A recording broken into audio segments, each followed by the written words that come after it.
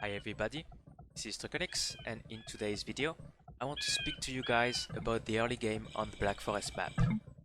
I will focus on what you should do as a flank player and as a pocket player, and also give you a few tips about walling effectively and winning the Villager War. A flank player is a player that is located on the side of the map and is directly confronted to an enemy. A pocket player is a player that is located in the middle of the map and is between two teammates. Let's go ahead with how you should start as a flank player.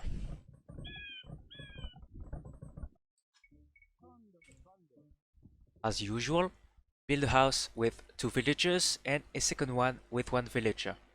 Only queue 1 villager up in your town center. Go and take your first 4 sheeps with your scout, but if the other 4 are not in the same direction that where you need to go wall, don't go for them and leave them for your pocket to send. When the first house is done, send both villagers forward to go wall immediately. Also, research loom right away after the first villager is created. If you scout any wolf, build a palisade on top of them so you will remember their location. Here the wolf is in the middle of the passage, so we will have to fight it. After loom is being researched, don't forget to send the new villagers on the sheep.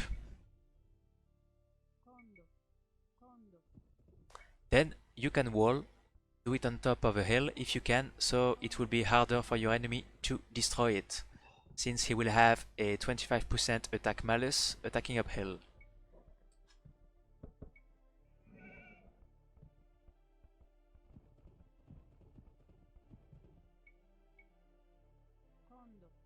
When the wall is over, build a lumber camp nearby so you have villages close to it and you can quickly react if you need to. Okay, let's do it again with another map. Still queuing 1 villager in the town center before looming and building 2 houses. You want to go for your sheeps, and with this map we see that we can even go and take all of our sheeps because all of them are on the way to the choke point, so we won't lose any time with the scout. First house is finished, so we send the 2 villagers forward to go wall. And if you see any wolf with your scout, just build a palisade on top of it so you can try and avoid it. And this time we can do so because the wolf is not in the middle of the passage, so you just want to walk as far as possible from him.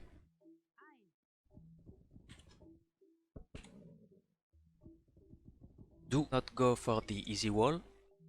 The further you go and wall, the easier it will be for you and your team to attack and defend.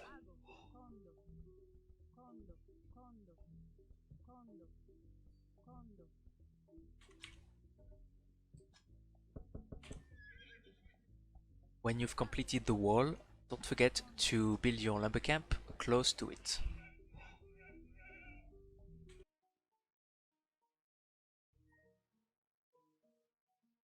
Walling in the previous clip was pretty easy because there was no enemy units to fight us. Let's now see what happens when your opponent also goes for the wall at the start and how you should react. To win the fight, you will need to focus on one of his units with all of yours.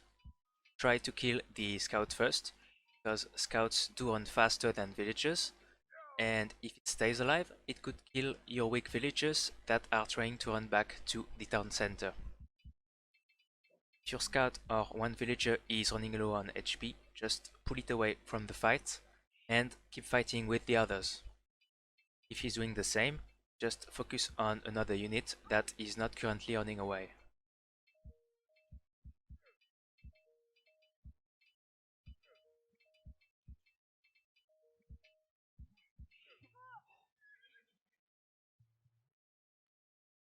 Once you've won the villager war, just quickly go wall before he sends any more units.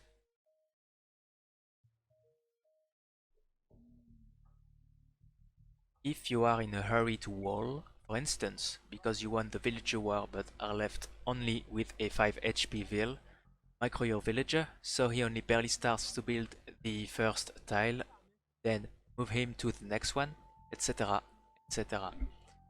Even if the construction is only at like 3%, no one will be able to get through and you can finish walling in peace. In case of emergency, if you really have no time at all to wall, you can quickly drop a door and cover 4 tiles in a fraction of a second. This could save your life.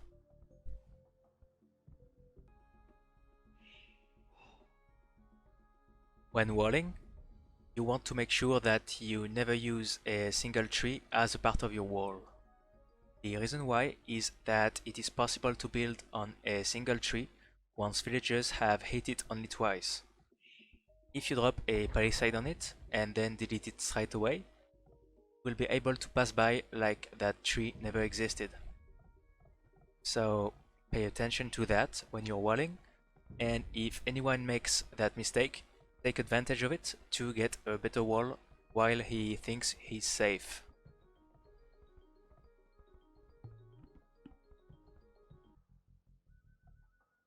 Palisade walls are cheap, but they are not really resistant.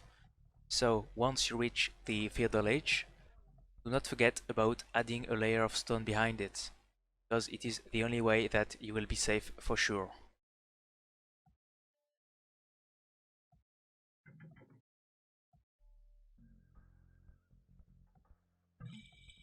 If you end up getting the Goth civilization, you will find out that you cannot build stone walls.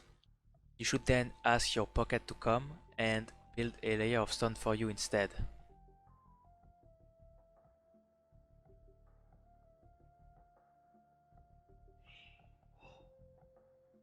If he ignores you or refuses, well, stay calm and do not verbally abuse him even though he is wrong. Your best bet is then to wall with houses and hope that at least he's a decent boomer. The next thing is a bit weird, but still happens sometimes in really low level lobbies. New players' teammates sometimes just send their scout toward your TC at the start of the game for no reason, and then seem to forget about it. If you make the mistake, and a lot of low level players do, of keeping your ships a bit too far from your town center, that can lead to ridiculous situations.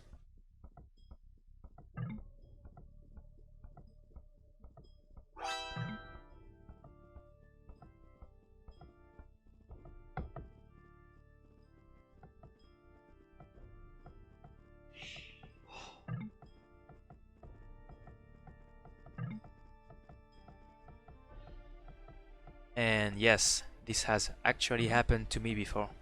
So, if you do convert your ally ships by mistake, just make sure you give them back to him.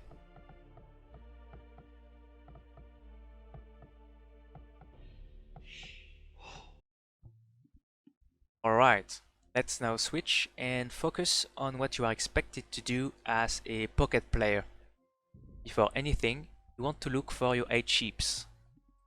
You then want to send your scout straight away toward your flank's base. Look at the map and see if there are any ships that he didn't went for already. If there are, you are supposed to deal with that for him and send them under his town center. Do not worry if even as a pocket player you have a middle choke point to go wall. You can take care of this later. The priority here is to help you flank with your scout.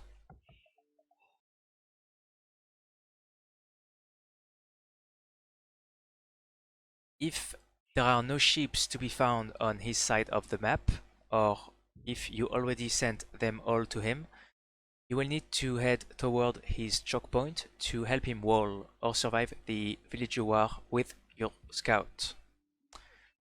Try to target the same unit that he's targeting, and if you see any low life villagers running away, just follow them and finish them off.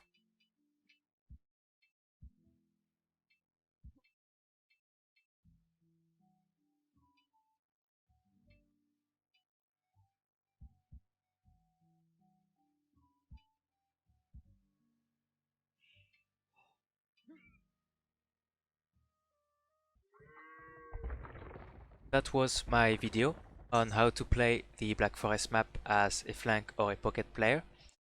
If you have any questions, do not hesitate to comment down below.